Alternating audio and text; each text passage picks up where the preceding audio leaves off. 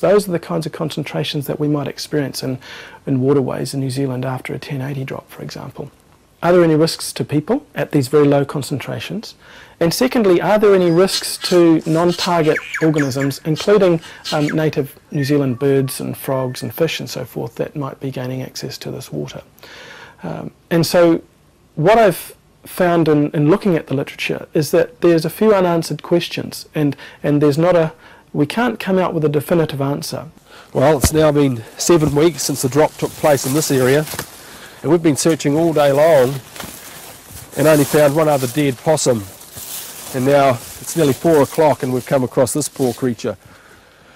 The trouble is, there never were the deer numbers or the possum numbers in this area to warrant this sort of an assault. Look at the terrible way this creature died. Its head's all twisted around and it looks like it's had its neck broken. It's probably suffered. The other thing is, it's been nearly 2 months since the drop and it's in relatively good order. And all that stuff's leaching down into the waterways for goodness knows how long. Certainly a key concern for us and for people who live in this area is to have 1080 poison get into the food chain, because a lot of the communities up in this area here are still dependent on the bush as part of the food supply. You know, guys go out pig hunting.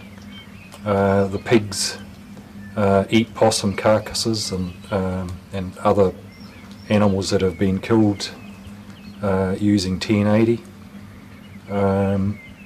So there's the concern of 1080 getting into the food chain that way. Carcasses that fall into the streams, of course, wind up somewhere. Eels do eat dead carcasses, and the findings also has shown that 1080 also ends up in the tuna. If I was to catch a tuna that had just eaten a dead possum, what effect would that have in my health further on down the track? The emphasis is always placed on how much you have to take to kill you instantly. They don't consider that most chemicals don't really react straight away. It just sits within your system, and then something will trigger it, and then of course you suffer the consequences after that. It's clear there's opposing views to the use of 1080 in New Zealand, and often it's quoted as our most cost-effective pest control option. But if we look at the figures carefully, it soon becomes apparent that it's not only a costly but also detrimental to New Zealand as a whole. So let's take a look at the figures. Firstly, there's the poison campaigns themselves. This equals at least 20 million. Secondly, the loss of the feral venison and associated industries. This equals at least 20 million. Thirdly, the loss of the possum industry. Now this equals 80 million per year. The total monetary cost of using the 1080 option is at least $120 million a year.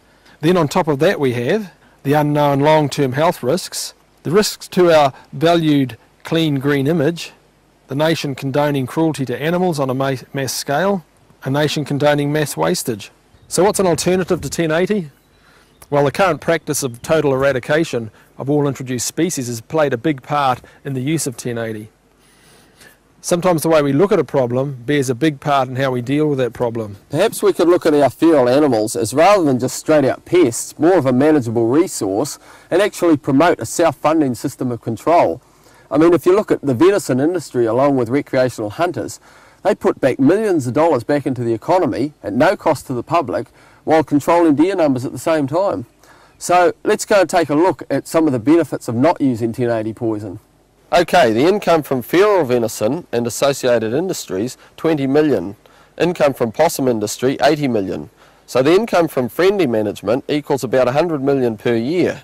Then if we contribute, say, 30 million towards the control of feral cats and mustelids, and another 20 million toward a bounty system, which not only creates employment but also guarantees results, that leaves us with a total income of around 50 million rather than a loss of 120 million. And on top of all that, we enjoy a happier, healthier nation, the retention of our clean green image, a more respectful attitude towards our wild game management while making use of a natural resource.